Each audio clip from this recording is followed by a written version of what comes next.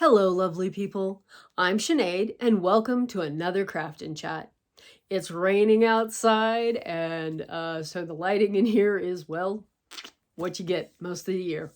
So I wanted to share the kitty cat. If you haven't seen it, just slightly out of reach. If you haven't seen it on the pictures that I've posted, here is, let's make sure that we're focusing here. You cannot see his blue eyes. I did the eyes, nose, and even the coloring inside the ears with Posca pen.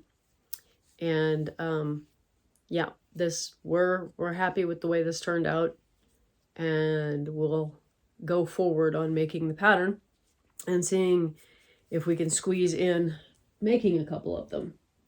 Also finished the crocheted shirt, top, or vest, or waistcoat, depending on what you want to call it. It's going to get worn always. I mean, like in the summertime when it's warm enough, a shirt by itself, and in the colder months as an extra layer. It hasn't been blocked yet, so it's a little lumpy, but there's part of me that kind of likes it that way.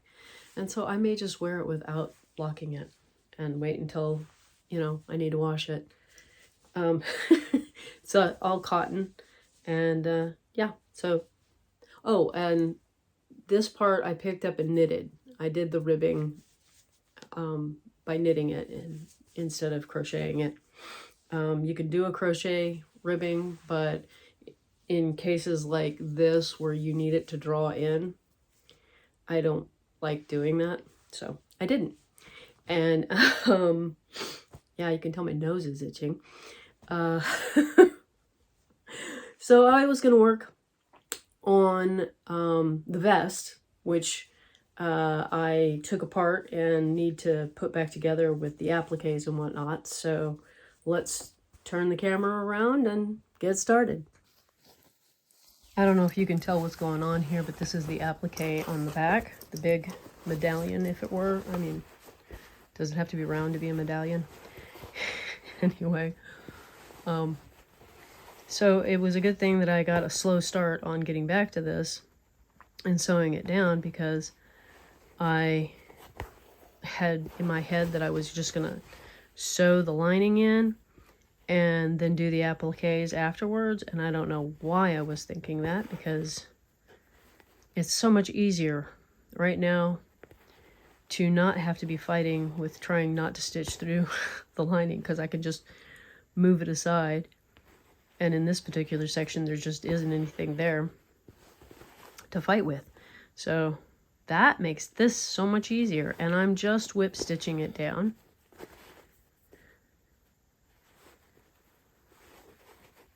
So I know some of you have projects going on that are knitting or crocheting related. What did you think of my top, the granny square top? It's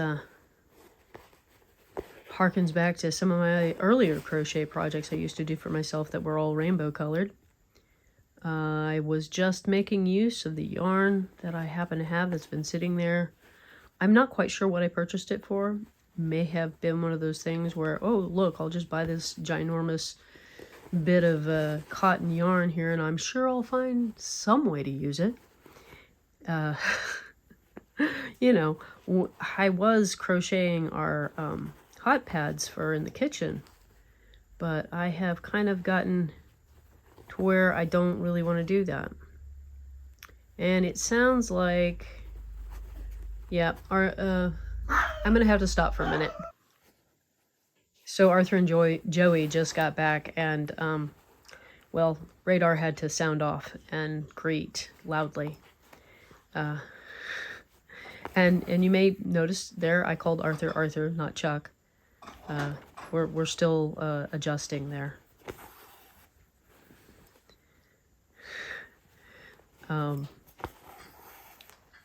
Oh, I wanted to show the back side of this.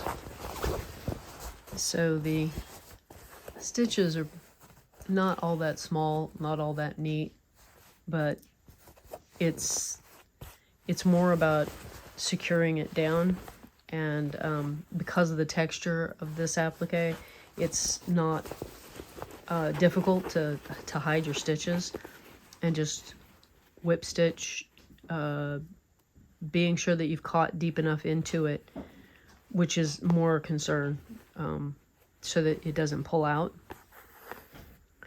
And it might actually have made more sense to sew in here and just let this fray if it's gonna fray.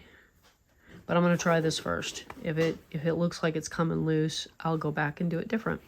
That's one of the reasons why I put a stop fray on the edges, but it doesn't look like it's gonna be all that successful at completely stopping the fraying, because this is really thick, like upholstery fabric, and I believe it's mostly cotton. I think it has a little nylon in it, and it wants to fray really, really badly, but we're using it anyway because we think it looks cool. And that whole barking thing just kind of melted my thoughts. So I'm sure you've noticed the rad band-aid there. I stabbed myself with a fairly large needle. Stab wounds are the worst. It doesn't matter how small the needle you stab yourself with. It always struggles, often gets infected. And this was no exception. So on my sewing machine that I just did those repairs on, the belt on it that I had, I purchased actually a belt for it twice, and it was supposed to be like last forever type of belt. And because of the drag on the machine that I was having trouble diagnosing what to do to fix it, stretched out the belt. And it's I think $15 each time you buy a belt, and I was very frustrated because I didn't want to keep buying it while I tried to figure out what was going on. Anyway, on my treadle sewing machine, many years ago, when I couldn't find a proper leather belt for the drive, I replaced it with a leather shoelace, and it worked great. Didn't look as nice as the proper leather belt has a metal screw connector between the two ends, and which looks pretty cool and runs through the machine kind of nice, or a staple. Anyway, it's a method of putting it together that's actually easier, but I had been sewing the ends together, and thus the big needle. I used a piece of leather shoelace to make a belt for the featherweight, because if it stretches out, I snip it apart, cut out a tiny little 1/8 of an inch, and stitch it back together, and we're back in business. And I've actually, I find that preferable to purchasing these synthetic rubber belts that, well, it's mostly cost. It's an expense there. The leather shoelaces at this point in time were bought on sale at a clearance for $1/4. So as long as I've got the leather and as long as it's working, I think that's probably a better option. But yeah, I slipped and stabbed myself in the process because I didn't use my awl and get the opening on the leather wide enough for the needle. And accidents happened. Now we can talk about Band-Aids. My lovely rad Band-Aid here. Did you know that it's not Band-Aid brand, I think it's Welly something. Can't remember. All commercial Band-Aids that I've run across have polyester Band-Aid pads, which is why you see this piece of flannel sticking out here that's fraying, is I can't handle polyester at all. So it would be detrimental to put on a Band-Aid that had polyester against my skin, because I would end up with a giant blister. And since you want to promote healing, that's the whole point of it.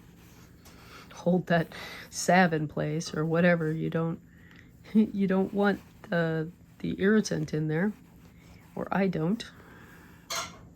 But if you have issues with polyester, you should probably know that the Band-Aids have polyester pads in them now.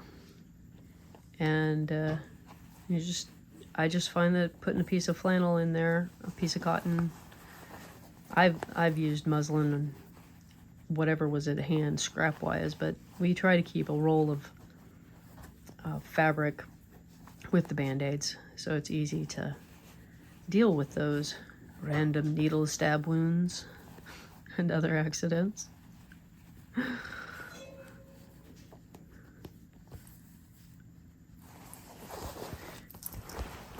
If you have not if you have not commented on the giveaway craft and chat, which is the one from last week, be sure you go back and watch that and comment so that you can be included in the giveaway for the little Pocket Pal dragon. And I am actually contemplating doing 2 drawings, one for the green dragon and one for the pink-white dragon, pink and white. Right now, the consensus is mostly a desire for the pink and white one, but there is at least one person who wants a green one, wants the green one. So I'm considering that. So, you know, if you want to see me do that, and it's something that gets you that makes you happy, gets you excited, the idea of 2 chances, I don't know, because my thought was that I would take everybody who wanted the pink dragon and put that in one drawing, and everybody who wanted the green dragon, put that in another drawing, and ship out 2. Let me know what you think. And be sure you go and make that comment on there so that you can have a chance. There's a photograph in the community tab, I think, of the 2 dragons, or they are in a Craft and Chat video, the one preceding the giveaway. And I would show them to you right now, but they are carefully put away and out of reach. And I just realized that I'm pulling this up closer and closer to myself, and totally you can't see anything. Not that watching me stitch is all that fascinating, but I don't know if you noticed when I first started sewing at the bottom, I couldn't reach around. It was too much distance to reach around and hold my thumb on the applique to make sure that it doesn't move. And I have my hand in here, and I will pinch. I will just pinch and keep tension on it if I can't reach around. It might have behooved me to put this in a hoop. And I have a bigger hoop.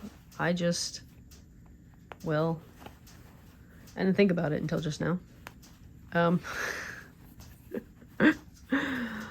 But I know the hoop is not as big as the applique, so I'm not sure I want the stretch that can happen if you can't get the whole circle, the whole piece that you're appliquing within your hoop. I don't use the hoop very often for that, so maybe I should. If you do a lot of applique, let me know what you think on that. Are you a hoop user? You know, do you tension it some other way? How do you do your applique? And now that I am hitting the end of this thread, I think we're gonna call it a day. I hope you enjoyed the little chat and the sewing and I don't know, just everything here.